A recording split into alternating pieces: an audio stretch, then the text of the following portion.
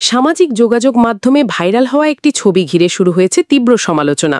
সেখানে দেখা গেছে বিএনপির শীর্ষ নেতারা আড্ডায় মশগুল, আর তাদের পাশ দিয়েই স্ট্রেচারে ভর করে একা হেঁটে যাচ্ছেন একজন আহত জুলাই যোদ্ধা।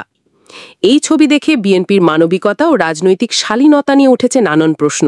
এই ছবিটি ভাইরাল হওয়ার পর সামাজিক মাধ্যমে উঠেছে ঝড়। তাতে দেখা যাচ্ছে চেয়ার সারিতে বসে গল্প করছেন বিএনপির মহাসচিব মির্জা ফখরুল ইসলাম আলমগীর, সালাউদ্দিন আহমেদ সহ দলের শীর্ষ নেতারা।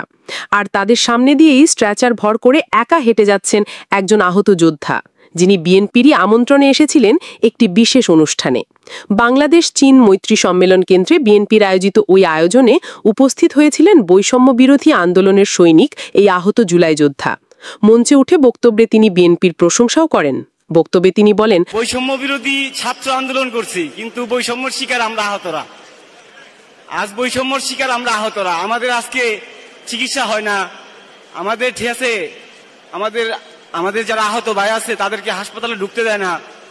তো ঠিক আছে, আপনাদের প্রতি বাংলাদেশ জাতীয়তাবাদী বিএনপির কাছে আমার আকুল আবেদন যে ঠিক আছে, আপনারা আমাদের হাসপাতালে গিয়ে ঠিক আছে আমাদেরকে একটু দেখেন। আসলে আপনারাই আমাদের সব সংখ্যা দেখছেন, আপনারাই বেশি খোঁজ খবর নিছেন। আবার একটু আপনাদের আমি পায়ে হাত দিয়ে বলি, ঠিক আছে, আপনারা আমাদের একটু খোঁজ খবর নেন। এই বক্তব্য শেষে মঞ্চ থেকে নেমে জুলাই যোদ্ধা একাই হেঁটে তার চেয়ারের দিকে যাচ্ছিলেন। এর সামনেই বসে নিজেদের মধ্যে আলোচনা করছিলেন বিএনপি নেতারা। এমন মুহূর্তে কেউ একজন ছবি তোলেন এবং তা সামাজিক মাধ্যমে ছড়িয়ে দেন। রাতারাতি সেই ছবিটি ভাইরাল। পিছনের প্রেক্ষাপট না জেনে অনেকে বিরূপ মন্তব্য করছেন। একজন বলছেন, একজন আহত যোদ্ধা পাশে দাঁড়িয়ে, আর নেতারা যেন কিছু দেখছেনই না। কেউ বলছেন, রাজনীতি মানবিকতা হারিয়েছে।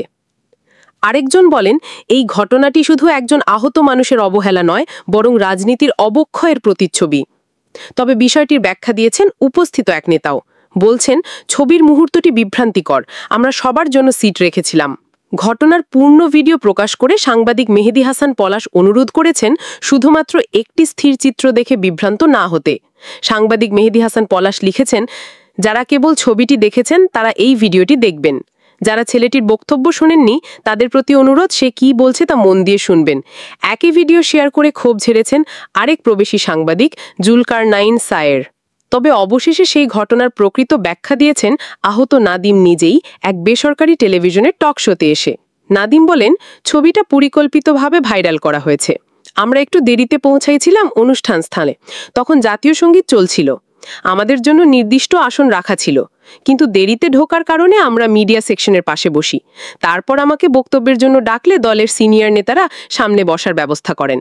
তিনি জানান, বক্তব্য শেষ করে তিনি মির্জা আব্বাসের পাশে বসেন। মির্জা আব্বাস তার চিকিৎসা নিয়ে উদ্বেগ প্রকাশ করেন ও খোঁজ খবর নেন। এমনকি ভাইরাল হওয়া মুহূর্তটির আগেও এবং পরেও নাদিমের সঙ্গে সৌহার্দ্যপূর্ণ আচরণ ও দেখভালের ভিডিও ফুটেজও তিনি দেখান। নাদিম স্পষ্ট করে বলেন, ছবিটি যেভাবে উপস্থাপন করা হয়েছে তা মিথ্যা ও বিভ্রান্তিকর। আমি গর্বিত যে বিএনপির সিনিয়র নেতারা আমাকে সম্মান ও ভালোবাসা দিয়েছেন। তিনি অভিযোগ করেন, এই ছবিকে ঘিরে সোশ্যাল মিডিয়ায় বিএনপির বিরুদ্ধে পিনাকি দাস সহ কয়েকজন প্রভাবশালী ব্যক্তি অপপ্রচারে যুক্ত হয়েছেন। নাদিম বলেন, আমি ওনাকে শ্রদ্ধা করতাম, কিন্তু এখন মনে হচ্ছে উনি না বুঝেই একটা বিভ্রান্তিকর বার্তা ছড়িয়েছেন। টক শোতে উপস্থিত সঞ্চালক ও দর্শকদের সামনে নাদিম ভিডিও ক্লিপ দেখান, যেখানে দেখা যায় মির্জা ফখরুল, মির্জা আব্বাস সহ অন্যান্য নেতারা তার প্রতি সহমর্মিতা দেখাচ্ছেন, চিকিৎসা নিয়ে প্রশ্ন করছেন এবং তাকে সহায়তা করছেন। তিনি আরও বলেন, আমরা যারা আহত বা নির্যাতিত, আমাদেরকে নিরাপত্তা দিতে দলের পক্ষ থেকে নির্দিষ্ট কিছু লোককে দায়িত্ব দেওয়া হয়েছিল। পুরোটা পরিকল্পিত ও সম্মানজনকভাবে হয়েছে। বক্তব্য শেষে সেই আহত যোদ্ধা বিএনপির প্রতি কৃতজ্ঞতা জানিয়ে আবারও তাদের কাছে সহায়তার আবেদন জানান। কিন্তু ভাইরাল হওয়া ছবিটি যে অপ্রাসঙ্গিকভাবে ক্ষোভের বিস্ফোরণ ঘটিয়েছে। অপ্রাসঙ্গিক একটি ছবি কতটা শক্তিশালী হতে পারে তা আবারও প্রমাণ হলো এই ঘটনায়।